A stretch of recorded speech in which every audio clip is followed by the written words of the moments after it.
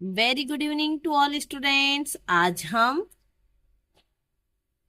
अगला टॉपिक जिसका नाम है फियोफाइसी, इसके बारे में पढ़ने जा रहे हैं। तो इसका क्वेश्चन आता है कि फियोफाइसी के 4 लक्षण लिखिए तथा उसके उदाहरण भी दीजिए। ठीक है, चलो देखो बेटा, फियोफाइसी के बारे में पहले मैं आपको जो टेबल बताई थी मैंने, उससे संबंधित आपको थोड़ा सा बता देती हूँ ताकि आपको ये जल्दी से कवर हो जाए।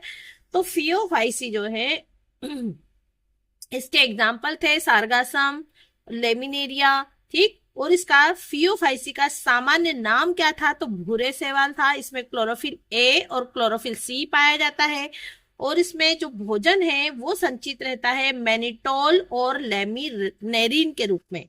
मैनिटोल और लेमिनेरिन के रूप में इसमें भोजन संचित रहता है। कोशिका भित्ति जो है सेलुलोज की बनी होती है तथा एल्जिन की बनी होती है। ठीक, और कहाँ पर मिलेगा ये फियोफाइसी? तो ये लवण जल में बहुत कम मात्रा में मिलते हैं, खारे पानी में और लवण जल में ज्यादा मात्रा में मिलेंगे। ठीक है, चलो अब शुरू करते हैं हम। फियोफाइसी सामान्य नाम क्या है इसका? भूरे शैवाल। मुख्यतः समुद्री आवास में ही ये पाए जाएंगे और इनके माप तथा आकार बहुत भिन्न भिन्न होते हैं। ये सरल होते हैं, शाखित होते हैं, तंतुमय होते हैं, से लेकर के कुछ सघन शाखित भी ये हो सकते हैं, जैसे कि केल्प। अब ये जो केल्प वाला क्वेश्चन है ये परीक्षा में आता है कि केल्प जो है ये सबसे ऊंचा होता है। ठीक है, और इसकी ऊंचाई भी दी हुई है कि 100 मीटर तक जो है केल्प की ऊंचाई हो सकती है। उसमें क्लोरोफिल कौन सा पाया जाएगा फियोफाइसी में? ए और सी। और कैरोटीनॉइड और जेंथोफिल भी इसमें पाया जाता है। ठीक, किसमें? फियोफाइसी में। और इसका रंग जो है जैतूनी हरे से लेकर के भूरे के विभिन्न शेड तक हो सकता है। जैतूनी रंग का भी हो सकता है और भूरे में भी अलग अलग शेड जो है फियोफाइसी के हो सकते हैं। ये शेड जो है जेंथोफिल वर्णक, फ्यूकोजेंथीन, इनकी मात्रा के कारण जो है कम ज्यादा मात्रा होने के कारण इनके जो है इतने सारे शेड पाए जाते हैं। इनमें जटिल कार्बोहाइड्रेट के रूप में भोजन जो है संचित होता है और यह भोजन जो है लेमिनेरिन तथा मैनिटोल के रूप में हो सकता है। ये देखो यहाँ दिया हुआ है इस टेबल में, कौन सा? मैनिटोल और लेमिनेरिन, इन दो रूपों में जो है फियोफाइसी में भोजन संचित रहता है।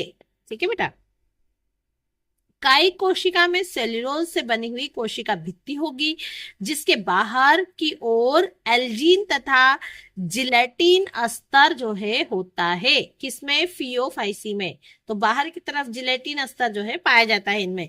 और प्रोटोप्लास्ट में लवक के अतिरिक्त इसमें केंद्र में रसधानी तथा केंद्रक भी पाया जाता है। पौधा प्राय जो है सहलग्नी होता है और जो है ये इस बस्ट्रेटम से जुड़ा हुआ होता है। इसमें एक वृंत तथा पत्ती की तरह का जो है इसमें संरचना पाई जाती है और प्रकाशिक संश्लेषिक अंग होता है। और इनमें कायिक जनन जो है विखंडन विधि के द्वारा होता है। बेटा कायिक जनन जब भी इसमें हो रहा है ना तो विखंडन विधि के द्वारा ही होता है। ठीक, और लैंगिक जनन जो है ये नाशपाती के आकार वाले 2 फ्लैजिला युक्त जू स्पोर के द्वारा होता है। तो ये क्वेश्चन भी परीक्षा में पूछ सकते हैं कि फियोफाइसी जो है इसमें अलैंगिक जनन जो है किस आकार के 2 फ्लैजिला युक्त जू स्पोर से होता है? तो नाशपाती याद रखना है आपको।